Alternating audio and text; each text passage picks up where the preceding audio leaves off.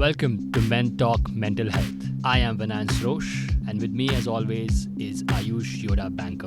Today, we talk about good people, bad advice.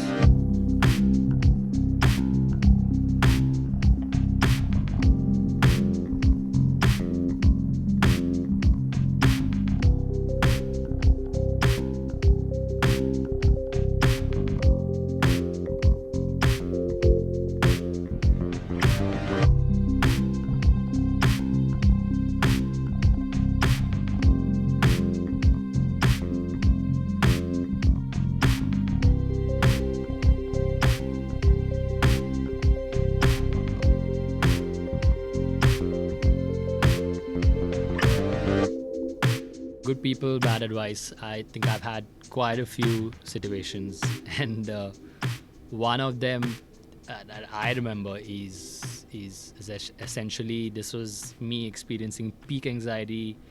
I was basically like just lost in thought, staring out the window half the time, looking really stressed, looking really weird, worried, and maybe weird also to the other person. But yeah, it. And obviously the energy of the room changes when you're in that zone. When you're extremely anxious, you're worried. Um, I guess if someone is experiencing depression as well, I mean, I've seen that at home with my father. He's bipolar, so he goes through these depressive cycles, and I can see that the energy of that space completely changes. So I can understand the energy of the space changes, but I've heard like you're bringing the mood of the space down, and well, it's true, but that is not the kind of statement that would help you at that point of time. In fact, it just makes you feel even worse, right? um, and I can understand, yeah, I can understand where the person is coming from, but I think it's very interesting. I think people do there are some great people in your life who've been your friends and family for years, decades, but sometimes especially when it comes to mental health and feelings and emotions, they just land up saying the absolute wrong thing, you know um, and and make you feel like even worse. So that's the other part about, like, probably don't fully understand or maybe abandon you at this time of difficulty, and then somebody who you know for like maybe a few months totally gets it, obviously, and vice versa also. It's not always how I explained it, but yeah, I think I do agree. I think I do believe that the support system is really vital, but I think how people are there for each other is also very important.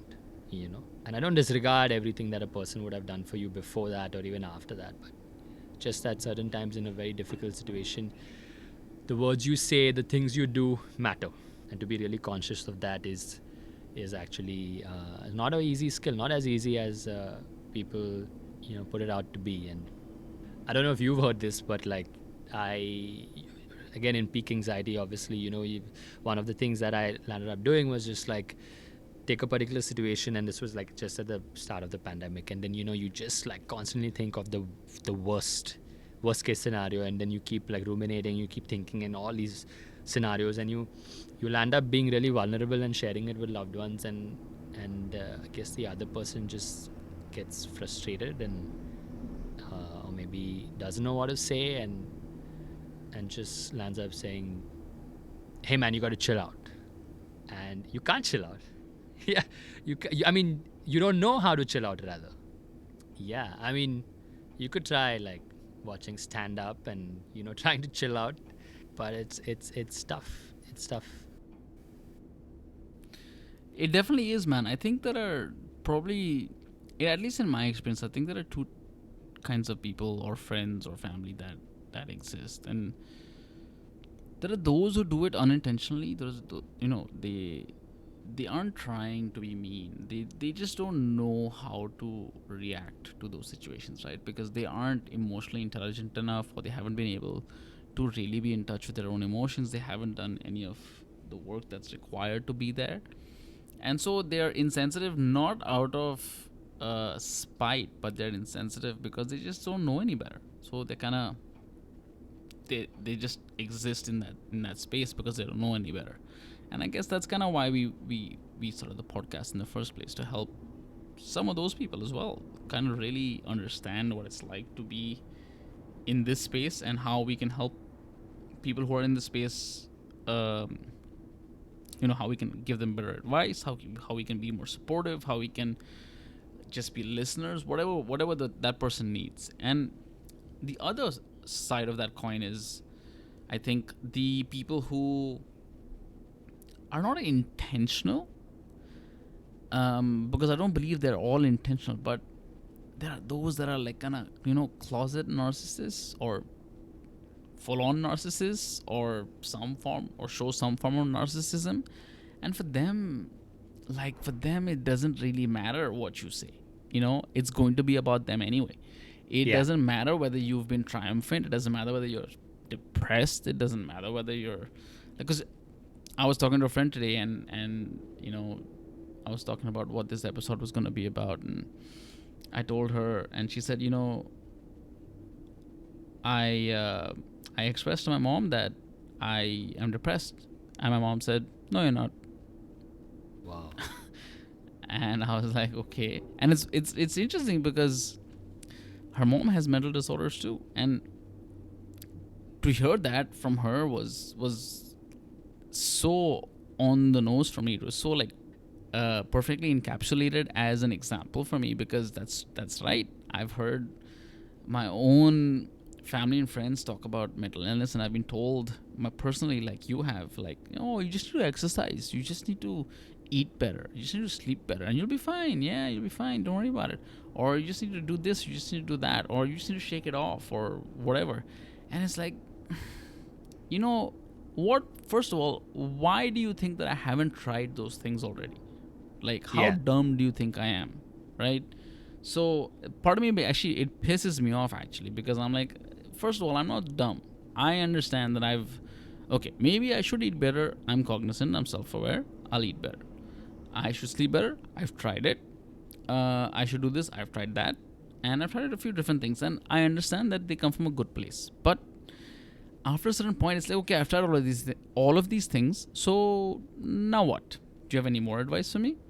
And it's kind of the rebellious nature in me to be a little bit more in the face of people who say those kind of things, and that's just what it is. But it's the people who are more narcissistic about it that I think are dangerous, right? Because they can sometimes be unaware of how they make those conversations about themselves. You will tell them about how you had a bad situation, or how you had an interview that didn't work out, or a job that you missed out on, or a relationship that sucked, or a partner that cheated, whatever the example may be. And they'll give you this wonderful example or analogy or metaphor that they feel like fits perfectly with everything you just said. And actually, it has nothing to do with it. Absolutely nothing. Now, there are also those who will just not gonna be available for you emotionally at all, and just gonna be like, oh, you know what, congratulations, or whatever, condolences. And that's it. No more. Just silence. And you sit there expecting, is this person gonna say something else? Should I say something else? This is kind of awkward. Like, what's going on here? And that person is basically pondering how they can bring the conversation back to themselves. And I'm not saying that that's a bad thing in the way that it is a negative, because the person who's expressing their vulnerability needs support, and making it about another person is not good. But very often the person who's doing that doesn't even realize that that's what they're doing. And I think it's very, very important to be self-aware of who you are in the moment with your friends, because you have the ability in that moment when somebody's vulnerable to you to really, really be the difference, to make a difference, to be somebody who listens. I also think it's a similar situation arises with an empath, where they are trying so hard to find some kind of common ground with you that they'll end up like throwing in the same thing, an example, an analogy, a metaphor, and it totally like takes the conversation in another direction, and it's a complete deviation, and then but it makes you feel the same way, like if you are the person being vulnerable, now it's suddenly about this other person and their past or their situation, which has very little to do with what you're experiencing right now. So I think both things can happen. You know, you're absolutely right. And I think that this is where it's very interesting because I'll be honest and say that when I was struggling, I searched so hard to find one other human being who shared my experience, who had my story, who I looked in media, in song, in freaking plays, in books, in writing, in movies, and it was so hard for me to find a support system or any kind of support that actually I could identify with. Because as human beings, I think we crave that validation of the fact that, okay, somebody else has experienced it, right? Yeah, Especially when it comes to negative community. emotions. Exactly, a sense of community. And I struggled because I couldn't find it. And it's so painful because it really leaves you completely lost. You don't know what to do. You don't know how to experience it. You don't know what to do. Like, it's almost like you don't have a role model on how to deal with this situation. So you Yeah. don't know how to deal with the situation, and that really kind of determines your own mettle, your own courage, and you have to really push through a lot of boundaries yourself to figure out who you are. It's a difficult situation, but I definitely understand where you are coming from when you say, when you feel the way you feel, and the way you express what you felt, because those closet narcissists are not necessarily doing it on purpose. And I feel like th- when it comes to empaths, they can be as bad, but they are exactly what I was trying to point out. Like, they are doing it unintentionally, whereas the closet narcissists are sometimes doing it intentionally. And we're both empaths, so it kind of sucks to be an empath because we will do the same thing sometimes, right? We'll try to bring up a Yeah. metaphor or an analogy that will identify with that person, but it takes it into a whole different dimension, and we don't even realize it. Yeah. But Absolutely. yeah, exactly. So we that's what we're trying to do, but we sometimes are we fall prey to the same mistake. And I think it's really important Yeah. sometimes to understand what the other person wants from us. And I know you have a very interesting technique because you've had some tough experiences with some of your friends, I know. And I think I'm going to let you share your idea on it. Yeah, I actually learned from my own situation, like something that I've started practicing, and genuinely I'm all up for listening to people, their stories, their feelings, just give them that safe space. I don't judge them. I think I've always been that person. Um, and so now when somebody, pours their heart out, talks to me about their struggles in all aspects of life, I'm doing what I did in the past, which is obviously listening. But what I do differently now is at some point of time in the conversation, whether it's at the beginning or maybe it's towards the end, I ask them whether did they just want me to listen, or do they want my opinion and advice? What what I land up doing, what lands up happening in this situation is that it still keeps the conversation and the power of that conversation with the person who's being vulnerable. You know, they have the choice to say like, what, I don't want any advice. I just wanted somebody to listen, and fantastic. I'm glad I could be there for you. And in many cases, they're like, no, I value your opinion. I want to know what do you think. And even if I actually have a parallel or a situation which could be like a great metaphor, or something very similar that has happened to me in my life, again I will ask them their permission. I'd be like, hey, I have so I've experienced something similar. I'm not like taking away anything from your story, but I'd like to share it. Maybe there's something for you in there, you know. And I think that's, I don't know what this term is called, but that's what I've been practicing over the last couple of months, wherein I've been listening, which I've always done, but I don't get into the middle of the person's sharing by saying, "Oh, but you know, this happened in my life," and "Oh, I think you should do this." And let's face it, maybe in some situations I'd go ahead and say it because of, you know, the kind of relationship I have with that person, and I know this person uh, would sort of maybe expect me to give that advice or speak in that manner. But yeah, but I think, but more often than not, I'm kind of just listening.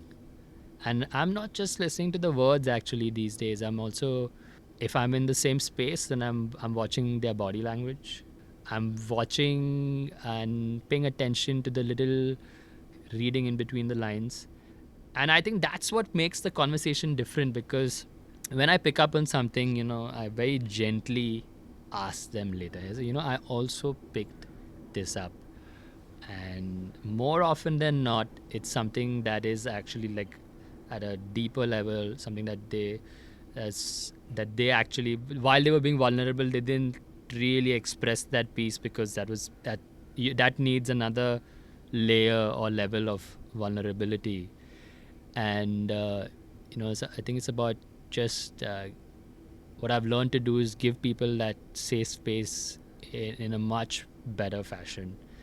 And just, I think what happens at the end of it, whether you have any advice to give or not, whether you have a parallel situation to share or a story to share, I think just the fact that you've been there, you've listened, and you have not judged, and you treat their situation as, you know, unique, and it is whatever they're feeling is valid. And you know, not statements like, "Oh, but you know, the people in this country, look at them, they're suffering so much, you should be grateful for what you have," and you know, stuff like that.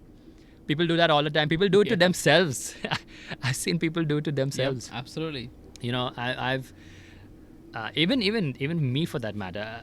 You know, at the beginning of the pandemic, you know, when I got laid off, I kept you know, telling myself, "Oh, you know, I shouldn't feel too bad because at least I saved some money over the last 2 3 years." But it felt terrible. It felt like a breakup. It felt like a rejection. You know, Right. and I was dismissing my own feelings towards it. And you know, when I had to let go of my apartment, which was almost like it was that sign of victory and independence for me. You know, it was that, I would say, like that Mm-hmm. long term goal I had as a teenager, that one day I would like move out and have my own apartment. And when I had to let that go, it wasn't as easy as letting it go because it made sense financially. It was letting go of my freedom, my lifestyle, everything that I had worked hard for. And you know, a lot of people would look at it from the rational angle, but very few people would understand the emotions behind it. And I think that's where, like, just being a good listener and noticing, you know, noticing like few things that are not said, but you pick it up either through body language or to just sometimes like the statements. I think that's what I've been practicing actively over the last couple of months. And I think it's making a huge difference to the, not just to that conversation and how that person feels. Obviously that is the aim, but also to the quality and the depth of the relationship that I now share with that person. That is spot on, I think, because having that depth to that relationship is really important, right? That's how you build strong friendships. That's how you build important relationships that last a long period of time. And having that support system is so important. Cutting out the people who, or teaching the people who aren't what you want or need, is important too. I think it's really important at the end of the day to stand up for yourself, to be strong for yourself, and to be aware of what you need and what you want. I'm going to bring in a little therapy concept here, which is the concept of love languages and how different people experience support and love and validation. And it's a great quiz. You can go online, you can do a love language test. And I know some people will consider it to be woo woo or voodoo or BS, and that's fine. And that's okay. But for me, like, I have very clear understanding of what my languages are and how I like to receive love or support in certain ways, right? So it's either physical touch or words of affirmation. You also have quality time, you have gifts. There's one more that I can't seem to remember right now. But the three that I can't really, that I mentioned last, don't really matter to me, but they could matter to you, and that's fine. For those of you who don't know, go do a love language test, figure it out. It's a great way to understand how you perceive love, how you perceive positive feedback, how you perceive support, and how you want to move forward, or how somebody else perceives it and how they want to move forward. And it really helps you kind of communicate better to the person based on what they need. I've got to do a love language test, man. I've not done this. And you know how I love doing tests online to figure things out, you know. I know people who consider that test to be complete woo, and that's fine. You can consider it to be in this at the same level as astrology. That's fine. My point is only that be self-aware, be understanding of who you are, how you want to be communicated to, how do you want to experience your support, how do you want to experience your love, how do you want to experience your pride. Like, does your partner, does your friend have to explain it to you? Do they just have to be physically present or virtually present? Do they have to take you out and do something special with you, right? Do they have to give you a hug and let you know that they're there for you? There are so many different ways, and for I'm sure that each of those things have resonated with each of you differently. And I think for me, it's like, it's either people telling me that they're proud of me, or people telling me that, just validating my experience. Or for me, my loved ones, it's physical touch, where it's a hug or a kiss, or just that emotional connection, that intimacy with some words. And that's what makes a difference. So for each of us, it's different, and that's okay. But it's really important to understand that. I think the other part of this is that having a support system is really important, but at the end of the day, the support system is just that. It's there to support something that already exists. And what already exists is you.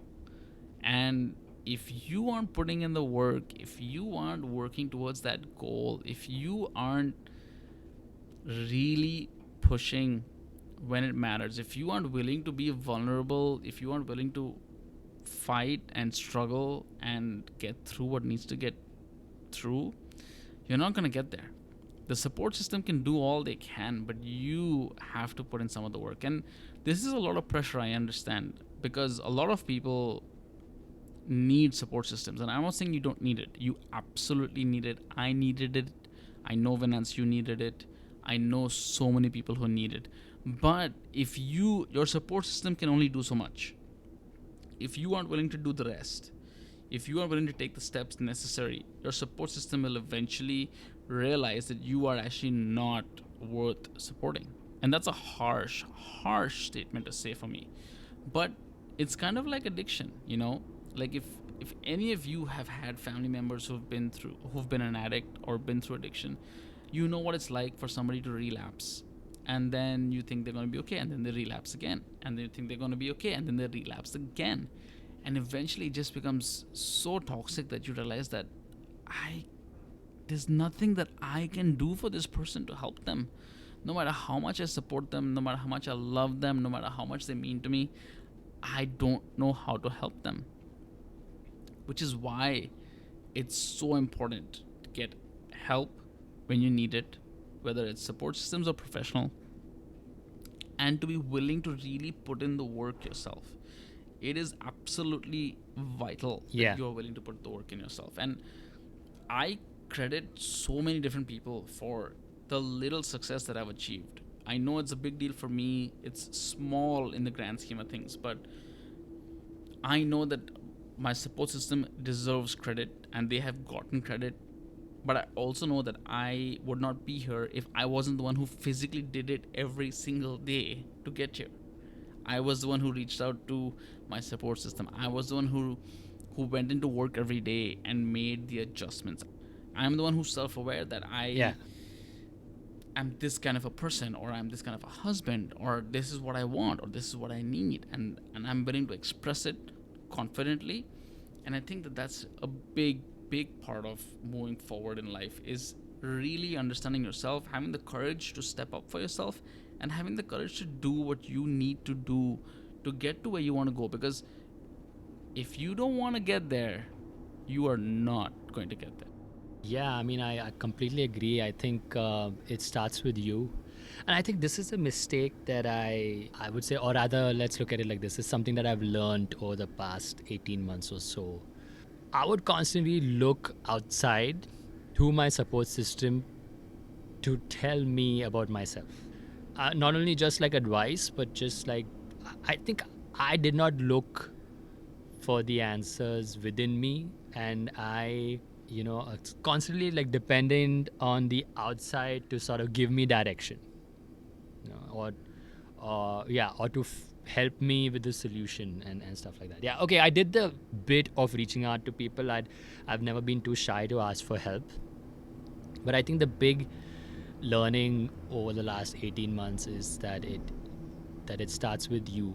And going into therapy was my choice. you know I've learned so much through the process, and obviously I've had my support system. I've leaned on it when I needed to. Yeah, I've also had to accept the fact that I don't have all the answers sometimes, so you have to sit, you have to wait it out. You have to see what like probably opens up in your mind later on, or how the situation changes for you. At the end of the day, like you said, you could have like an amazing support system, but you've got to do the dirty work. You've got to do the uncomfortable work, and that is what being self-aware is. Being self-aware for me personally is about knowing everything, like uh, knowing the good stuff, the bad stuff, your strengths, your weaknesses, being aware of what you're feeling. And if the feeling is terrible, doesn't make you feel great, instead of like pushing it under the carpet, or ignoring it by watching some Netflix, to actually sit with it and acknowledge it and say, okay, I am feeling this, and I'll sit with it. I'll sit with it. I think that by itself is powerful, because not only does make you self-aware, but it also, in my experience, has reduced the intensity of that feeling by just acknowledging it and accepting it. I think that's a great way to sort of wrap up this episode. It starts with you, and being comfortable with all the uncomfortable pieces of you. And it's a really nice sort of segue into what we will talk about in the next episode, which is going in for professional help. And for both Ayush and I, happened around the same time, but not at the same time. I think Ayush started therapy a little before I did. I've been contemplating therapy for years, and I always thought like, oh, okay, when shit hits the roof, I'll go to the therapist. Well, shit hit the roof just before the pandemic, and it was time, so I did go ahead and start with therapy, and that was the first bit of professional help that I got. That's the same professional help that Ayush got. So we'll definitely talk to you about our experiences and how they were also like different in so many ways, and they both helped us, but they were also different, and there were certain things that I wished that maybe was part of my therapy, and which was part of Ayush's therapy. So we were exchanging notes, and we'd love to share those notes with you. As always, if you want to write to us, give us suggestions, feedback, opinions, write to askmentalk@gmail.com. follow us on @mentalk_pod on Instagram for just like general updates about this podcast, and something that we're really excited to do and what we've just started building is a collaborative Spotify playlist. I've been adding some music that really resonates with certain emotional and mental health topics, and which have sort of helped me maybe express a certain feeling, or maybe just sort of helps me understand a feeling, or maybe, and sometimes it's that little bit of empathy that I get through the song, through its lyrics or through its music. Man, And so we've just started building that. Yeah. like one of those songs you added was like I mentioned to you earlier, was the SEO for that song was okay. How messed up is Ayush's marriage, and how exactly can I describe it in song and lyrical format? That sounds amazing. And I found And that is what you added to the playlist. it I was was like, what the hell, man? How did you find that? yeah, when I came across that song, it was a great song. It's a beautiful It's- song. It's a song by Leon Bridges. You'll see it there. You'll see it on the playlist. And I listened to it, and while listening to the song, I was like, oh man, this song explains Ayush's marriage situation quite a bit. And I was like, you know what? Don't share it, man. Don't rub salt on the wound. And I was like, no, man, this has to be shared because he will sort of find community in this song with Leon. I'm assuming who also wrote the lyrics of this song, and I shared it with him, saying, "Hey, man, I found this great song. I think it may resonate with you," and I left it at that.